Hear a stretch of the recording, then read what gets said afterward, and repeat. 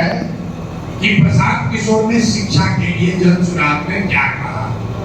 आपको ये पता नहीं है कि जन सुराज ने बिहार में रोजगार के लिए पलायन को रोकने के लिए क्या रास्ता बताया। यहाँ आए अब फिर वही सवाल पूछ रहे हैं। आप जैसे लोगों के लिए, जब आप कहते बिहार में स्थिति बहुत खराब है, आप जैसे लोगों के लिए ही ग्रीस में बहुत बड़े दार्शनिक हुए जिनका नाम था प्लेटो। उन्होंने एक बहुत अच्छी बात बताई, if you do not participate in democracy be ready to be ruled by your inferiors. मतलब अगर आप राजनीति में भागीदार नहीं बनिएगा तो इस बात के लिए तैयार रहिए कि कोई मूर्ख आदमी राजा बनकर आप पर शासन करेगा। और यही बिहार का दुर्दशा का कारण है। राजनीति में शामिल होने का मतलब चुनाव लड़ना नहीं है। राजनीति में शामिल होने का मतलब हर आदमी वोट की राजनीति करे ये जरूरी नहीं है। आप कोई दल ज्वाइन कर ले ये जरूरी नहीं है। राजनीति में शामिल होने का मतलब ये है कि जिस राजनीति से आपका और आपके बच्चों का भविष्य तय होता है, कम से कम आपको जानकारी तो होनी चाहिए कि उसमें हो क्या रहा। 3 बरस से ये प्रयास चल रहा। आप अपने घर में बैठे हुए सोच रहे हैं कुछ होगा तो देखेंगे, अभी तो पैदल चल रहे हैं, अभी क्या चिंता कर। भाई साहब कह रहे हैं आपका आंधी चल रहा। मेरे भाई, हमारा आंधी चले या पानी पड़े, आपका कुछ नहीं हो रहा। आप जहाँ थे वहीं पर रहेंगे। आप कह रहे हैं कि कैमूर में इतनी समस्या है, लोग अपने बच्चों की पढ़ाई की बात कर रहे हैं, लोग रोजगार का बात कर रहा है। मेरे भाई, आप सारी समस्या को जानते हैं। आप फिर जाकर जब वोट दीजिएगा तो उस दिन आपको भी अपना जाते दिखेगा। उस दिन भी आपको यही दिखेगा, ये भैया कितना खराब है ना, चलो लालू से तो ठीक है, किसी को वोट देते हैं। बिहार में लोकतंत्र कई मायनों में मर गया। 30-35 साल से नेताओं के मन से ये डर ही खत्म हो गया है कि हम काम नहीं करेंगे तो जनता हमको हराएगी। लोगों को पता है कि आप कितना भी बात कर लीजिए, कितना भी भाषण दे लीजिए, हंस के, गा के, गरिया के वोटवा वैसे ही दीजिएगा जैसे पहले दिए थे। आप अपने आप दिल टटोल लीजिए। आप लोग बदलने वाले नहीं हैं तो कैसे सुधार होगा? नहीं सुधार हो सकता। लोग हमसे पूछता है कि भैया आप पर क्यों भरोसा करें। साहब खड़े होकर पूछ रहे थे, आप तो पहले भी सलाह दिए थे लोगों को, तब सुधार नहीं हुआ, अब आप पर भरोसा क्यों करें? बात तो ठीक है। अब बताइए, अपने आप को प्रबुद्ध करने वाले लोग, आप हमसे पूछ रहे हैं कि आप पर भरोसा क्यों करें। मेरे भाई, हम शक्ल से थके हुए दिख सकते हैं, लेकिन इतने बेवकूफ तो नहीं है कि अगर आपको हमको ठगना होगा तो क्या कहेंगे, हम आपको ठगेंगे? ये कोई कहेगा? आप करेगा, ठगिएगा नहीं ना। आप पर भरोसा कर लें। जिसको आपको धोखा देना होगा, जिसको आपके साथ विश्वासघात करना होगा, वो खड़े होकर कहेगा कि हम तुमको ठगने वाले हैं। इस सवाल का कोई मतलब ही नहीं है, लेकिन आपने सवाल पूछा है तो जवाब तो देना ही पड़ेगा। लोग पूछ रहे हैं कि भाई प्रशांत किशोर पर, जन सुराज पर भरोसा करें कि न करें। तो हम आपको एक उदाहरण देके इसका उत्तर बता देते हैं कि आपको भरोसा करना चाहिए कि नहीं करना चाहिए। मान लीजिए कि आपको चीनी का रोग हो गया। चीनी का रोग हो गया, डॉक्टर के पास जाइएगा।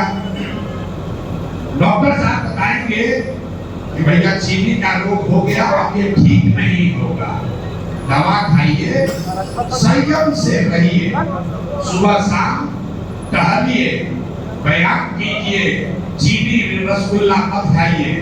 आप घर पर आइएगा, अपने पत्नी को, बच्चे को बताइएगा भैया चीनी का रोग हो गया, डॉक्टर बोला है ठीक तो नहीं हो गए भाई, पीछे हटो गाय इधर को, तुम्ही को बोल रहे हैं मीडिया वाले, आप इधर आइए, गाय पीछे पड़े। अपने घर वालों को बताइएगा भैया डॉक्टर बोला है कि ये रोग ठीक नहीं होगा, अब संयम से रहना पड़ेगा। फिर कोई आपका मित्र दोस्त आया, बताया कि भैया पटना में एक नया डॉक्टर है, उसके पास चीनी के रोग का इलाज है, चलिए आप पटना जाइएगा। तो डॉक्टर बताएगा कि कौन दवा खा रहे हैं, बोले दवा दिए हैं कैमूर में डॉक्टर साहब सुबह शाम खाते हैं। तो पटना का डॉक्टर बताएगा कि ना एक और अच्छी दवा आई है, इसको खाली सुबह में खाइए, चीनी कंट्रोल रहेगा, ठीक नहीं होगा, एक टाइम खाना पड़ेगा लेकिन चीनी का रोग ठीक नहीं होगा। आप अपने घर आ गए, आपका मन महसूस लिया आपने कि भैया कुछ हो, अब जीवन भर चीनी के रोग के साथ ही जीना है। फिर अचानक से आपको खबर मिली कि भैया दिल्ली में एक डॉक्टर आया है, उसके पास चीनी के रोग का इलाज है, आप वहां पहुंचिएगा।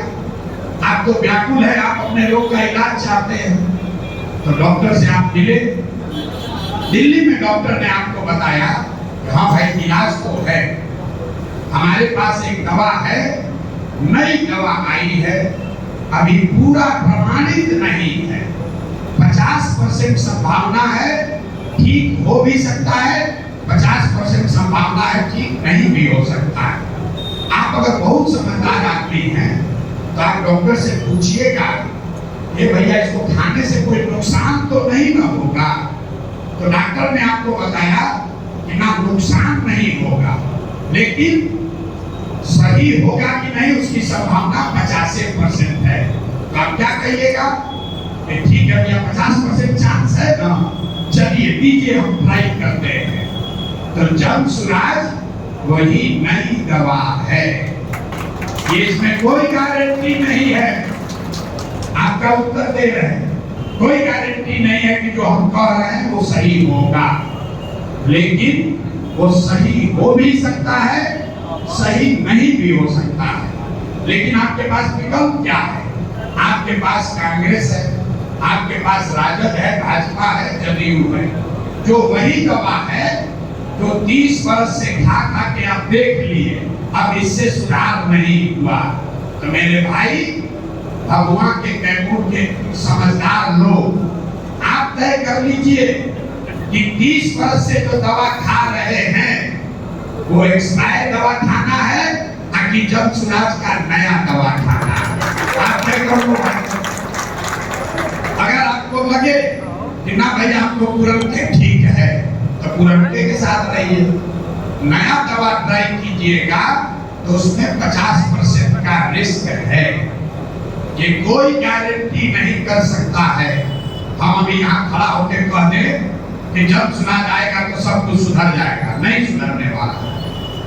जब तक यहाँ के लोग नहीं सुधरेंगे, जब तक समाज नहीं सुधरेगा, तब तक प्रशांत किशोर के आने से, एमएलए बदल देने से सुधार नहीं होने वाला है। यहाँ पर आपको ये नेताओं में पहले डर पैदा करना होगा कि अगर हम काम नहीं करेंगे तो जनता हमको हराएगी। बिहार में ये डर खत्म हो गया। कल होके अगर जनसुराज आ जाए और जनसुराज के नेताओं को भी पता चल जाए कि हमको जनता वोट देगी ही देगी, तो जनसुराज का नेता भी काम नहीं करेगा।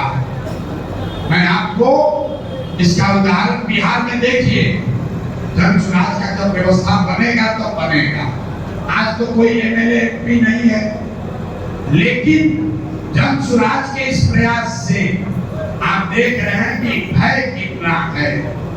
जो वृद्धों का, विकलांगों का, विधवाओं का पेंशन 20 वर्ष नहीं बढ़ा, 20 वर्ष में वृद्धों का पेंशन 400 रुपया से बढ़कर 410 नहीं हुआ। वो जनसुराज के डर से एक ही बार 1100 हो गया। ये प्रशांत किशोर की ताकत नहीं है, जनसुराज तो अभी आया ही नहीं है, ये लोगों की ताकत है।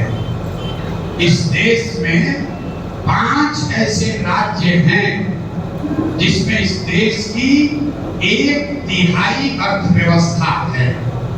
1/3 अर्थव्यवस्था सिर्फ 5 राज्य में है। वो कौन कौन से राज्य हैं? केरल, तमिलनाडु, आंध्र प्रदेश, तेलंगाना और कर्नाटक। ये 5 ऐसे राज्य हैं जहां पूरे देश का 1/3 अर्थव्यवस्था है। इन 5 राज्य में अलग अलग भाषा बोली जाती है, अलग अलग लोगों की सरकार है, वहां पर भी बड़ा भ्रष्टाचार है, बिहार से भी ज्यादा है। वहां पर भी इसी देश का संविधान है। फिर वहां ऐसा क्या हुआ, जब देश आजाद हुआ तो ये 5 राज्य करीब करीब बिहार के बराबर ही थे। फिर वहां क्या बदला? तो पिछले 78 साल में इन 5 राज्यों में एक चीज हुआ है। आज तक 78 साल में इन 5 राज्यों में कोई दल, कोई नेता आज तक 10 वर्ष से ज्यादा मुख्यमंत्री नहीं बना है। लोग पलटते रहते हैं, जो भी आए काम करो नहीं करो उसको पलटता है। बिहार में क्या है, एक बार लालू जी को पकड़ के लटक गए तो 30 वर्ष उसी को देते रहिए।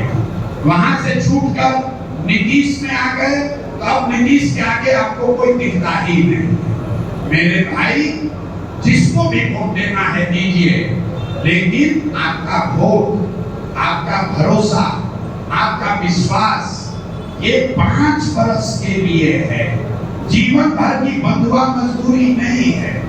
बिहार में जिसका पैर पकड़ लिए अब पूरा जीवन ता उम्र उसी को वोट देते रहिएगा। इसीलिए ये दुर्दशा है। तो जन सुराज आपकी पहली मदद ये कर रहा है कि आपकी राजनीतिक बंधुआ मजदूरी खत्म हो। लालू के डर से भाजपा और भाजपा के डर से लालू को वोट देने की जो आपकी मजबूरी है उसको खत्म किया जा रहा है और उसका लाभ ऑलरेडी सरपंच को मिल रहा है।